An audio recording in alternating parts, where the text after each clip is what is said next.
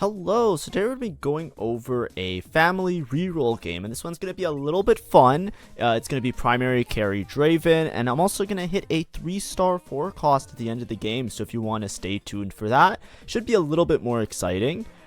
If you like my content, please make sure to like and subscribe as well. So I do daily TFT content.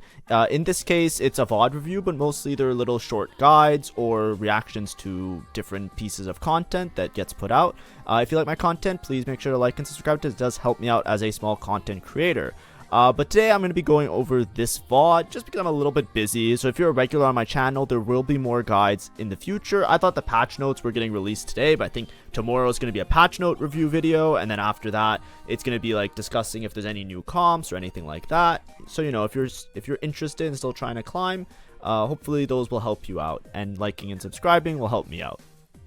All right, so early game, just buying family units. It's always good to hold on to a Vander. It's no encounter, so we're not getting anything super like high variance in this particular game. So you always want to hold on to Vander and some of the key units that have like win conditions. So for example, with Vander, what if I hit gloves off? That's why you want to hold on to it. If you're holding on to Vander, I might as well hold on to units that synergize with it. You can see I'm holding on to some pit fighters as I get them, holding on to family units. If I hit welcome to the playground or something like that, I can play around those units. So here, there's cooking pot. So cooking pot's really good if I want to play towards like Sorks or even Artillerists, anything that uses a pot, bruisers. Look at my items, I don't think I have a good spot for any of those if I'm being honest. I've hold on to Tristana just in case I play around Tristana. I think cooking pot is usually a take, like it's often something you could just take and just play around it. But here I kind of like Pilfer. I would like to just have Econ to keep my options flexible because my early items don't seem that amazing. So I'm not sure exactly what I'm going to dedicate myself towards. So here I'll just say Pilfer. It's not my favorite. We get the Draven upgraded shop, so I can play around Pit Fighter for my early game, and then we'll see where it takes me. So I'm just trying to decide. I'd rather play Urgot because I'm not going to level to play family because I'm too broke. Want to save some econ here and try and figure out if I'm going to play a level 8 comp or if I'm going to play reroll or how things are going to pan out based on what other people are playing. So I'm going to start with this Draven. We're going to see if I can maybe make items for this Draven. I already have a bow, so I could make a Gwynsu, carry the Draven, play around like Draven family, that whole early game line. But for right now, I'm not sure. I don't want to hold double Urgot, by the way, because it's just really expensive, and I don't really care to upgrade to Urgot 2. I could technically sell Tristana and buy the Urgot, but Tristana is probably my next in, unless I find some other Watcher unit. And in that case, I'd rather just focus on Econ. Something that's important with Pilfer, it's not something that I'm doing right now, but you should always position in such a way that you're trying to get a unit that you might potentially need with the Pilfer. So Pilfer, the first unit that you kill, you get a copy of it. So especially in some of these fights, I'm scouting a little bit here.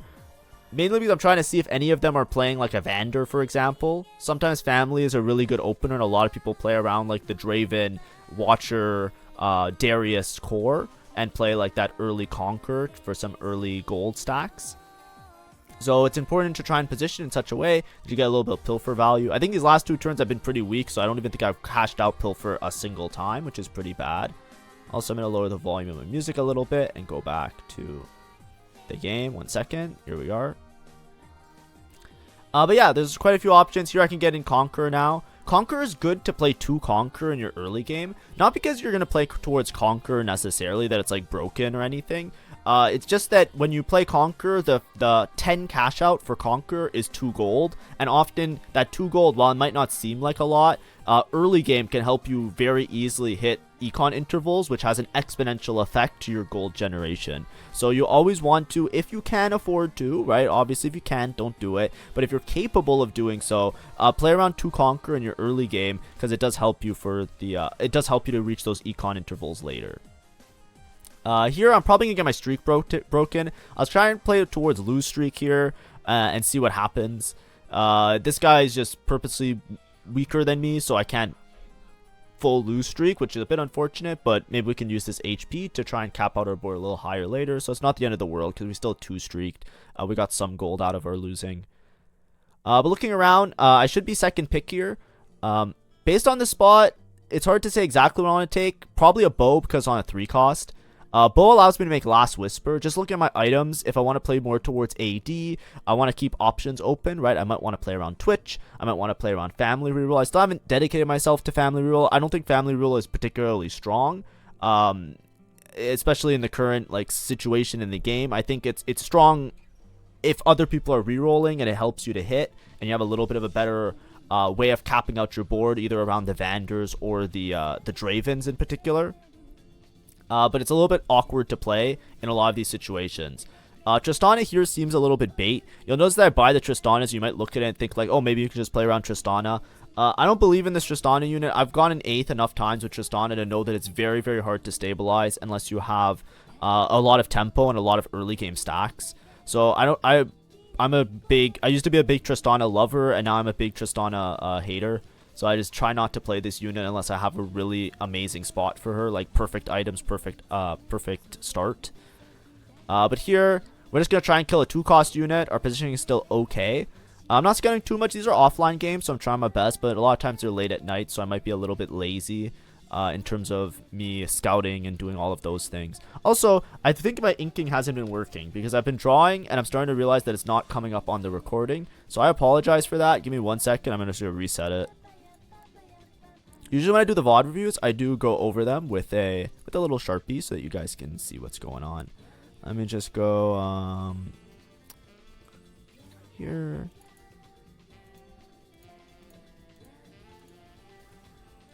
I think it's this one.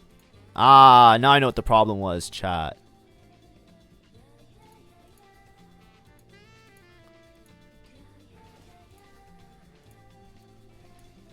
Actually, I don't know what the problem was. It's okay. So this fight, you'll notice that I positioned a little bit off to the side. That's because I want to try and farm a copy of Vander. So I switched sides, particularly for this guy. I slam Last Whisper because I have 2 bows. So I just want to have the early game ability to try and kill some units with some armor penetration. Or sundering, however you want to call it. But yeah. Alright, there we go, chat. I fixed it. Inking. So now I should have farmed Vander with my Pilfer. That's what I was talking about before, right? When you're playing around Family or when you're playing around when you're playing around Pilfer, you always want to position to try and get the unit that you can. So as you can see, I just upgraded to a Vander 2, which will give me a lot of stability into my mid game. There's also, I think, 1 Starry Night player and another reroll player in the lobby. So if we scout, look, this guy's reroll. That guy looks like he's Morgana reroll as well. So there's a Morgana reroll, there's a Starry Night reroller, and there's a guy that's rerolling, what's his name? Rerolling Vlad with Vlad Hero Augment. So at this point, I'm just slamming Gwynsu. I'm going to play around this Draven, of which I have 4 copies of it.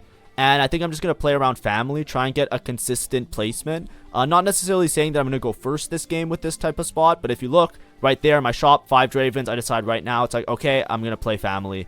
There's enough conditions for me to think that it's okay to play here. Namely, other people are playing the comp.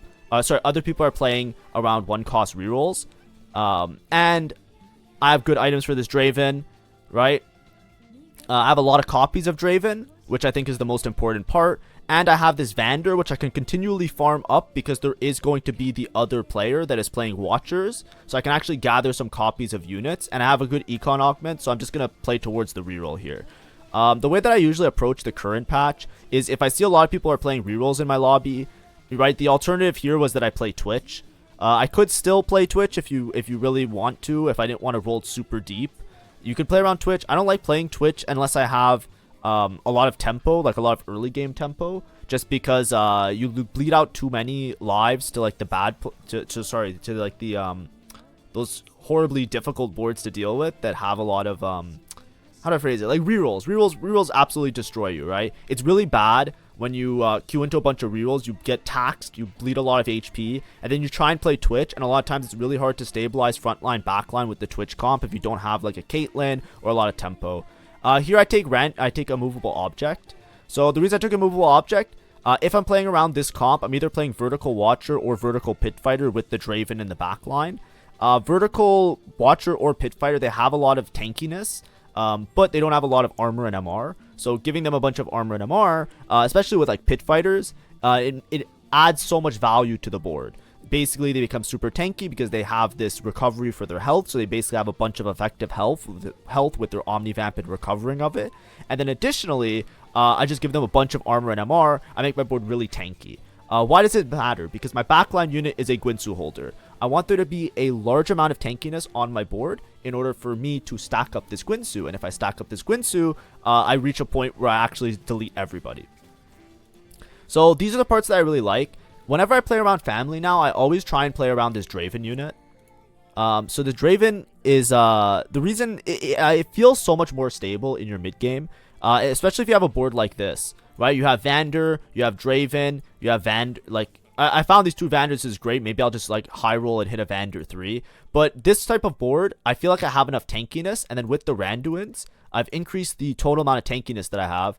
This Draven is a lot more easier to stabilize around in spots like these. A lot of times with family, if you don't hit your 3-star instantly, and you're playing primary Violet, it becomes really horrible right around this point in the game, where you feel like, okay, I think I have to roll really deep, because if I don't have Violet 3, I think I'm screwed, and it just becomes like an absolute shit show. The reason is because Violet is a frontline unit, so if you put all of your DPS and all of your tankiness in the same unit, it makes it a lot more volatile, because, you know, if this Violet dies, that's it. I lose all my DPS as well, as opposed to having a backline carry where I can rely on a frontline that can tank for me, and then my backline unit can try and clutch up and deal with stuff later.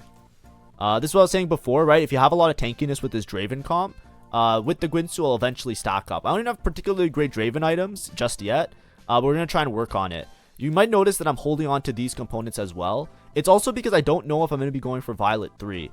If I hit Draven 3, of which I have many more Dravens than I have copies of the other units, I'm just going to use these components to make Draven items and move on. I know that, like, I'm talking about this and saying it's a family reroll game. It is, because it's still essential to have the Vander and the Violet and the Powder in order to create, like, this core that makes you really strong in terms of tankiness and frontline, right? Family, they get mana reduction, which helps their tankiness because they get to cast their abilities, and they also get the durability bonus. So here, I'm just rolling. I'm slow rolling 50 until I hit my units. As you can see, I'm very close to Darius 3, Draven 3. Like I said, if I hit, I'll go for the others. I'm rolling a little bit deeper here, actually. I guess I'm just trying to clear my bench a little bit. Keep my 3 streak. Oh, you know what it is? Is that I have a 3 streak. Sorry. So I want to roll a little bit deeper to see if I can find these upgrades or just high roll into them, because I knew I was going to be fighting this guy. Or I knew that one of the guys I was fighting is going to snap my win streak because he's going to be like the giga strong guy. But this is the Morgana reroller that's buying a bunch of units. And there's also another guy that's Starry Knight. I forget what he's playing. I don't know if he's contesting the Morgana. But if I had Darius 3 or Draven 3, I can probably win this fight. But this guy's just too strong. Level 6 with the Visionary emblem, and he found the Heimer. So he's already made it to 6 Visionary with a decently strong board. So we lose our win streak. That's fine. I rolled a little bit aggressively here, but like I said, I just want to make sure that I save as much HP as possible. Whenever you're playing around these 1-cost rerolls like this, like family, you always want to, you need to make sure that you're like halfway HP here. You don't want to drop too low on HP, because this isn't a comp that easily wins out. Because now you'll notice I'm rolling really deep. The reason I'm rolling really deep is because I'm one off both my units. So I'm just rolling for this Draven, basically. So I roll down to 10. Like I said, I want to win all of these mid-game rounds. If I can win these mid-game rounds, once I have Draven 3, Darius 3, I'm basically just going to sit and do nothing for majority of the game. Here I got lucky. I position on the same side as Vander, so I'm just going to farm myself another free Vander here.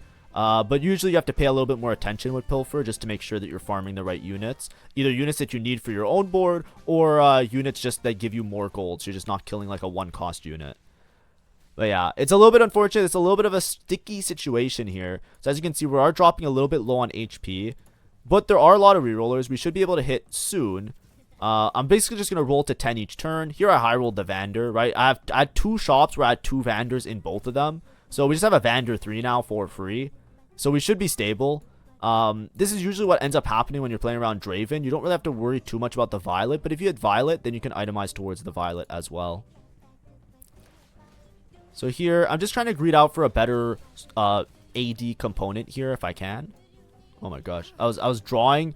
I was trying to, I'm so cooked. I was trying to move my dude, my little legend, and that's what I was drawing. Oh my. To pick up the orbs. Okay, looking at these items, I'm probably just going to itemize towards this Vander. because I have the Vander 3. He's going to be really tanky. He's also going to do a significant chunk of damage. So here what you'll see me do is I'm going to make a QSS. Draven really just wants a bunch of attack speed. So a lot of times you make double Guinsoo on him. In this case, I'm just going to make QSS. Now, my Draven doesn't have good attack items. He doesn't have good damage items. Usually you make like attack speed, and your last item is going to be some sort of big damage item, like a Death Blade, for example, or like something like that. Something that gives damage amp or a bunch of AD, so he multiplies it with his Pit Fighter. But I didn't have those items, so instead I just make like melee attack bruiser style items for this Vander, which is just going to help him to do a lot of damage. As you can see, the Vander does a decent chunk, and then it's going to stall out long enough for my Draven to just pop off. See, and then even though we rolled really deep and we kind of griefed our econ a little bit, you can see that we're still making 30 now. That's how family kind of works out, and then we're just going to econ back up over the course of this stage.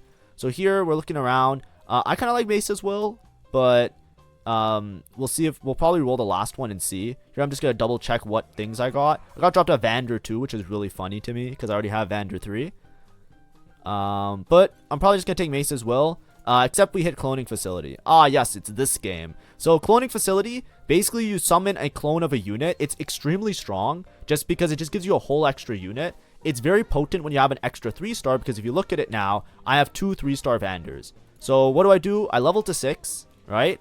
I play my other Vander that I got off of the drop of the the Conqueror cash out. So I can't really fit in any synergies on level 6. I can't fit in like 4 Pit Fighter because I'm playing the Darius in the front line, and I can't really fit in 4 Watcher. So what do? I just put in another Vander because Vander benefits from both family and he benefits from Watcher. So even though it looks kind of silly, I have 3 Vanders on my board and they're all just going to be unkillable. If you look at them, they're also all doing a significant chunk of damage except for the 2-star one, but they're all doing a lot of tanking. So this looks really silly. But something that's always important to note is that playing duplicate copies of the same unit, they both benefit from the synergies that you have in place. So if you have a Vander that's doing a significant amount that's utilizing all of the synergies, playing another Vander is going to utilize all the synergies. Now this is a very situational thing in this particular spot because I have Vander 3. You can't technically see other copies of the same unit once you 3-star them. So I just randomly dropped this, which worked out because he synergizes nicely with my board. Of course, on level up, it's going to be stronger to play 4 Watcher or 4 Pit Fighter, but we'll decide and see what we do with that. But for right now, basically, my Cloning Facility with Randuin's, I have a whole extra 3-cost unit that is going to be hard to kill because he benefits from both family as well as the Watcher trait. And then I also have this guy ramping up, which is perfect because if he ramps up fast enough, then I can win out in a lot of this stage. This is the benefit of playing Reroll a lot of the time. Once you hit your 3-stars, you're often very strong. But my spot got really good just because of the way my augments worked out, which was nice. So there's a little bit of a high roll with my augments here that I don't have to be in dire straits. A lot of times when you're playing family, right around this part of the game, you want to quickly level to 7 so that you can fit in 4 Pit or 4 Watcher, right? So I don't have to do that. I don't have to level to 7 instantly here because I have a lot of sustain because of how many little golden units I have on this board and this extra Vander that's pretty strong. But this is how I normally this is what I mean by how I normally play family nowadays. I made like a little bit of an update when I was talking about it in one of my guides, but I always try and stabilize around Draven. I think you're a lot more stable around the Draven earlier in the game, which is a lot better. As you can see here, I found the Vi, so now I'm just going to play 4 Pit Fighter. Pit Fighter allows my Draven to benefit from extra, what's it called? You can benefit from extra true damage off of the Pit Fighter trait, which is pretty substantial, especially if you're a unit that's auto-attacking, because basically it just like scales up his damage by a good margin.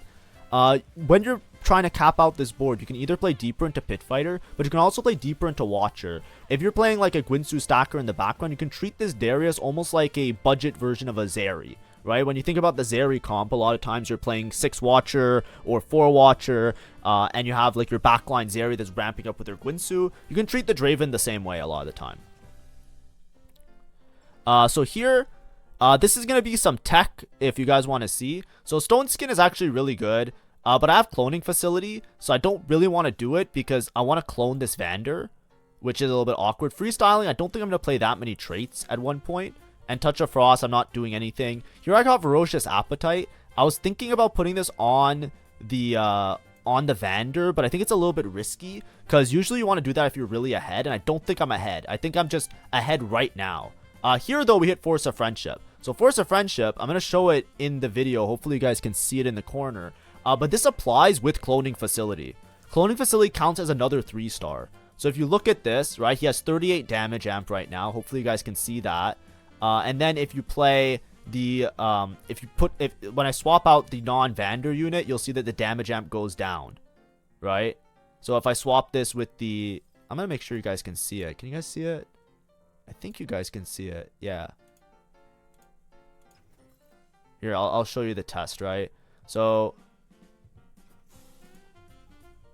see, he's at 31 and then he's at 38 with the second copy of the Vander, right? Which means that you're getting 8% more damage amp and you get 8% more for a 3-star. So because I have Cloning Facility, I basically get extra damage amp here, and damage amp is fine, right? We're trying to find a way to scale up this guy's damage. I already have some crit items, which, you know, kind of help a little bit, right? Because he's an auto attacker, so the crit chance kind of makes it sometimes his attacks crit. But he's mostly just attacking a lot. You have a bunch of true damage from Pit Fighter, and now I just have a bunch of damage amp. So we're just going to go through this. Of course, I could have taken Stone Skin. Stone Skin is really broken, by the way. You should almost always take Stone Skin. Oh, wait, watch this. Look at that Pit Fighter. He saved himself. The only reason I didn't take Stone Skin, by the way, was because I would put on my Vander, right? And my Vander is in this cloning hex. So I was worried that I wouldn't get much value off the Stone Skin because these guys would get targeted first. And then by the time they got to the Vander with the Stone Skin anomaly, he would kind of just fall off. And I don't think Cloning Facility carries over their armor and MR. It just carries over like 80% HP and the mana. So I don't think it's like if this guy gets a bunch of items and stuff, the clone gets stronger. So that's why. Hopefully that makes sense. I'm trying to explain it. I had a bit of a dizzy kind of day today. I just played a lot of TFT and got kind of sad, but it is what it is. So here I'm looking to make more items now. With Force of Friendship, I also can go for this Violet 3, but I'm probably just going to level here for anybody. This is an emissary unit, so it just gives my whole board armor. I'm going to roll a little bit to make sure that I'm stable. Whenever you're playing around these type of boards, these family boards, right now I feel like I have enough frontline, by the way, so I don't think I have to play 4 Watcher. I can just play deeper into damage with Pit Fighter. But emissary gives my whole board a little bit more armor. It's not the greatest thing to play, but it's fine. But what I want to do is I want to try and race to level 9. I won out on this stage because my augments and my board stabilized really hard around this Draven. So what I'm trying to do here is I just want to try and maintain my tempo, be quite strong throughout this stage, and then on stage 6, I can go level 9, and then I can cap out around 6 Pit Fighter with a Savika. That's the goal that we're going for. So it's pretty chill right now. My Draven items also probably need to change at one point. I don't think my Draven items are particularly great. But it's fine because I can always move the items onto somebody else later. Namely, this Last Whisper. Last Whisper is really good early game just because, you know, it's armor penetration. It makes it so that you can do more damage by reducing the armor of your enemies. However, it's not very strong as a damage item. So eventually I want to move this Last Whisper onto this guy right here. Gangplank has an effect where he hits multiple units. So by hitting multiple units, he actually spreads the armor reduction a lot better. And with the spreading the armor reduction a lot better, it's fine because I'm not playing Gangplank as main carry. It also opens up a free slot that I can put like a strong damage item on this Draven. Like ideally, I get like a Deathblade on him or something. But as you can see, we're just going to try our best to steamroll. High rolling this Vander 3 is obviously really powerful because it allows me to get a lot more damage on my board. If I didn't have Vander 3, I would probably play deeper into 4 Watcher rather than 4 Pit Fighter. So right now, like on this level, I would try and play around 4 Watcher and maybe lose like one of the Pit Fighters, just because I would need a little bit more frontline to sustain this this Draven. But because I have Vander 3 with the cloning facility, I'm actually really strong. And as you can see, I'm basically winning every single round.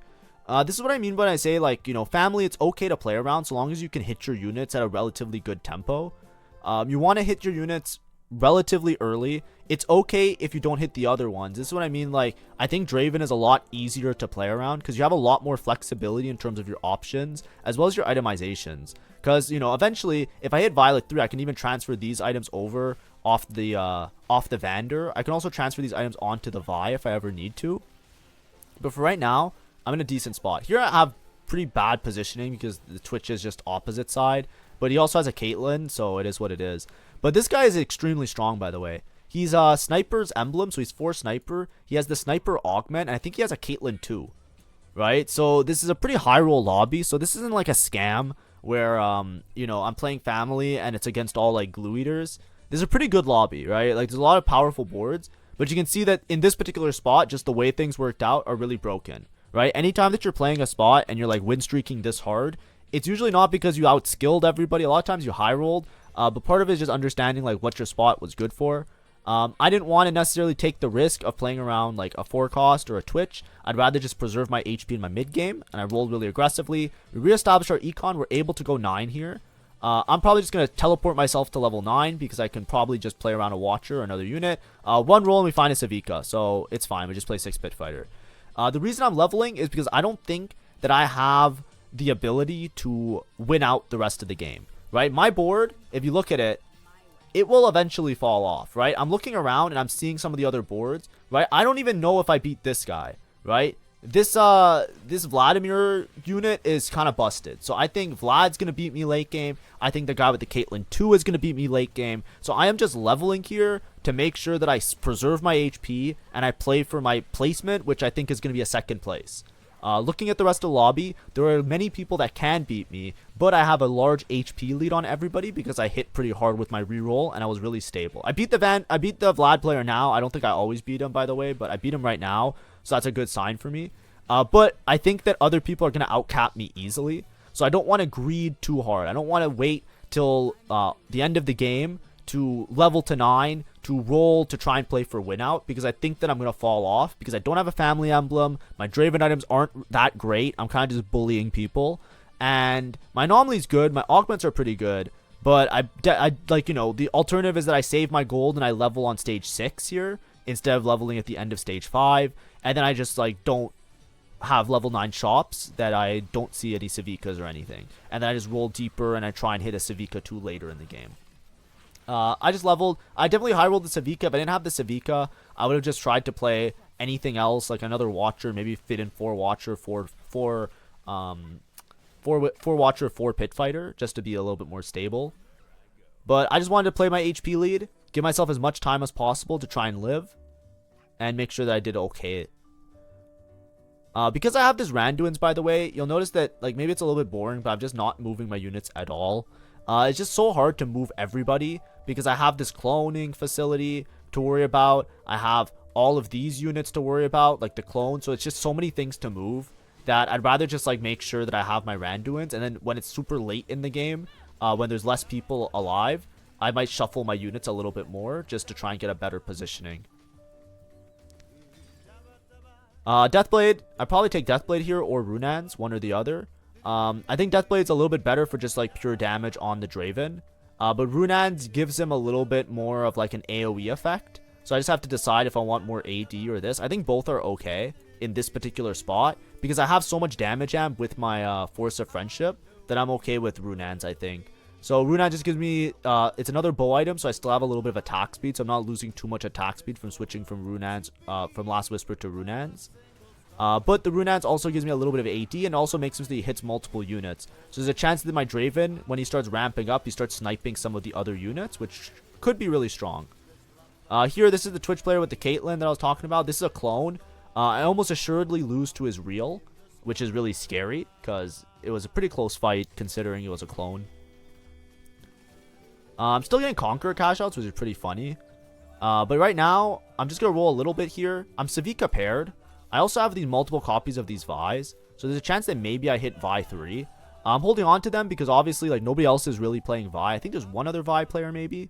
But not that much. And then here, I'm debating who I want to switch.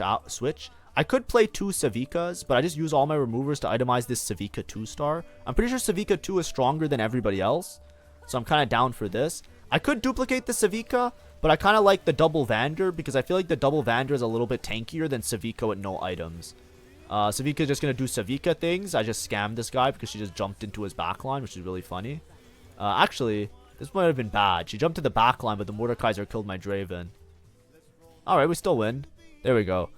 Now that we kind of upgraded everybody, we can maybe consider going to level 10. So we'll see. But like I said, I think these are the two players that I was worried about before. One of them, I think, is the Caitlyn player. Oh, no, one's the Sork player. Okay, the Caitlyn player died. I thought the Caitlyn player was going to be a late game person. But the Sork player is still alive, and then the Watcher player is still alive. The Vladimir hero. So here I'm just rolling lightly. I'm rolling basically for a couple things, right? I'm rolling for this Vi, and I'm also rolling for this Violet upgrade. So before people start to notice that I'm holding on to too many copies of Vi, I want to buy as many of them as possible. You'll notice I'm also holding on to LeBlancs. I'm pretty sure the strongest player, or one of the players that I'm scared of, is the Sork player. I think the Sork player outcaps me. I'm pretty sure. Just by, like, even though I have Savika 2 with 3 items, 6 Pit Fighter, I'm pretty sure I'm going to fall off eventually just because of the way my items worked out. I don't really have a solid, like, Giga tank besides Savika trying to frontline everything. And then as you can see, this guy found a Mel. So we lose to the Watcher player. Right, that's expected. That's fine. That's expected. We're probably losing to the Sork player as well. That's why I'm holding on to the LeBlancs, because I don't want to be the weakest in the lobby. So I want to make sure he doesn't hit LeBlanc too. And then here we can maybe work towards itemizing the Vi now. So right here, this Vi. Oh, wait, sorry, chat. I forgot to say, if I duplicate the Savika, not only is it that I'm not sure if the Savika is more tanky than the Vander, the other problem with duplicating the Savika is that I'm going to lose 8% damage amp on this guy, right? Instead of getting 8%, I'd only get 2%, so I lose 6% damage amp. Now, I'm not sure how important the 6% damage amp is, but it's just something to note. Now that I have 6 Pit Fighter in and I hit the Violet 3, I duplicate the Violets because it gives me just as much damage amp, and this dude stuns. So even though it's a 1-star and the Vander is probably a little bit tankier, having it just allows me to stun some of the enemies and maybe pushes the fight into my favor. This was the guy I told you I was worried about. I don't think I beat him anymore once he has this LeBlanc, so it's getting a little bit stressful. As you can see, I'm just bleeding out HP. Both these boards are going to beat me late game. A big part of understanding when you look at your family boards or your boards is to understand that, like, you know, based on your augments, based on the board, like what your average placement is. It's like I said, I'm basically just aiming for a second here. Maybe I hit Vi 3 and then I go for a first. So I'm trying to roll for them as early as possible. I'm trying to deny as many of the 5 costs that other people are trying to play as much as possible, just because I'm trying to maximize my placement on this ladder here. Trying to shuffle my units a little bit, but it's hard to shuffle them all. But now I'm fighting this guy. A lot of this fight is also RNG, because if Savika rolls a really good thing, like if she rolls like an early flamethrower, if she rolls something that just like kills a unit. I think she just rolled something that instant killed a unit. I don't know what she did. But she just deleted somebody off the board, and now she's on the back line. That's what I was going to say. If Savika like RNG something good, then I can actually beat this guy. Okay, so he's dead. I can sell these LeBlancs in peace now. And now it's just this guy that I have to worry about. This guy's actually beatable, but he does have Mel. So it's going to be a little bit hard because you have to beat him multiple times. But I think with better positioning, I can actually chew through this guy, because I have a lot of damage on my board. Right, I'm soon going to have 3 items. And I can have 3 items on either this Violet or 3 items on somebody else. And I have a Savika 2-star, which is pretty good.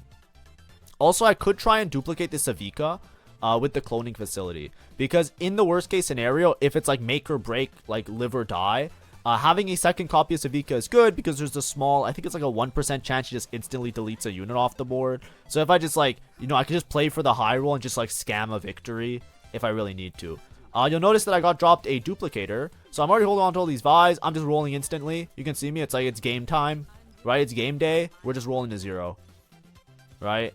I'm rolling every single shop. I'm selling. I'm rolling. I'm selling. I'm looking for this Vi before he notices. Because if my opponent notices and then they start holding on to Vi's, I can't hit. But that's my win condition now. Here I take Edge of Night just to give it a little bit more survivability. I could also, I'm not sure if it's better to itemize this unit or if it's to itemize the Vi, but I think the Violet is a little bit better because I get the family buffs, and this unit also stuns. Like I get a second stun bot basically, which is nice. As you can see, this fight's not too bad. My Savika jumped the back line, but she wasn't attacking the Vlad early, so I think she's still gonna die. This fucking Garen is gonna be impossible to kill with the Mel. But like I said, there's a little bit of RNG here. because I could actually maybe win this with the Draven if the Draven Runans hits the right units. But anyways, check that out. Isn't that cool? Wow. It's a Vi 3, so GG. I'm gonna duplicate it. So now this is a part where I'm unsure, right? So I only have one remover. Technically, guys, it's usually better to put a QSS on your 3 cost so you don't get accidentally scammed and you lose the game for free. So I can technically put the QSS here, and that's a little bit better, but it's probably better just to take it off the Vi and just leave the Savika with the items with the 1 remover. So that's what I'm debating here. It's not that it's like, you idiot, just take it off the 1 cost. Of course Savika wants the items. It's just that I'm thinking, like, do I need QSS? Because doesn't that guy have an Elise or something? Like, I wasn't sure and I didn't have time to scout and I was just panicking, right? Oh, sorry, he has Scar, right? He has a Scar 3. Like, he has stun on his board. He has the Mbessa, right? Like, I'm imagining a world where my Vi jumps, she gets stunned by Mbessa, gets stunned by Scar, and then gets one shot by the ramping up of the Vladimir. That's why I was debating whether I should put QSS on her or not. But I figured, like, whatever, I should probably win this, right? I have 2 copies of Vi 3. So we have Vi 3 number 1 and Vi 3 with items, which is great because of cloning facility. This guy didn't deny, or he didn't try to deny. I don't know why. It's because he scouted my board, right? He saw that I had a duplicator, and he has 50 gold. Like, he has a good chance of beating me, but he just decided to level to go 9. So I think this was a big misplay by this guy. No offense to this guy, but, like, I'm pretty sure that was a huge misplay. Because you saw me with a duplicator, and you saw me with a Vise on bench. Like, he scouted my board, and he just didn't react to it. Which is fine. Maybe he was just saying, like, if he hits, he hits. If he doesn't, he doesn't. But if I was him, I would have rolled to 0 on level 8 trying to find those Vi's because, like, I think he would have beat me if I didn't hit the Vi 3. The other thing that I could have done to position a little bit better is that I could have just moved everybody over, because obviously I'm just positioning like this because of my Randuins. But I could have tried to position a little bit better to get my Draven to stack up a little bit harder. But it's basically just over. We just hit Vi 3. Let's go! Woo! But yeah. I don't know. I don't think this was the cleanest game. Obviously, there's a little bit in the middle of the game where you could consider that I overrolled a little bit. I kind of decided to myself, I'm going to roll till 30 here. I want to try and hit my 3 stars, keep my streak, keep my HP. So I rolled a little bit deeper. We held on to the vibes. We high rolled at the end. Obviously, you get dropped a golden dupe. You just take it, and just golden dupe. You just rock it, and you win the game. Of course. But every time you go first, it's because of a high roll. Of course. That's what I always tell people. Yeah, just 49 LP. Boom. Family game. So like I said, family isn't that strong. As you can see, like, let's say I didn't high roll. Let's say I didn't high roll at different points of the game. Let's say my augments were a little bit weaker. My board was a little bit weaker. I'd probably be aiming for like a 3rd/4th. And that's what I kind of decided early in the game. And some people aren't okay with that, but that's the type that I am. If I see a line and I say to myself, based on my items, based on my units, and based on what I see in this lobby, I'm okay with aiming for like a 3rd/4th, just to mitigate myself having any issues getting that top 4. So I was aiming for like a 3rd/4th. Then I was rolling really aggressively, level to 9 instantly, rolled on level 9 every single turn, get my upgrades. I was basically secured myself a guaranteed 2nd place against an otherwise really strong board, right? That guy has Scar 3 and Vladimir 3, and he's 4 Emissary.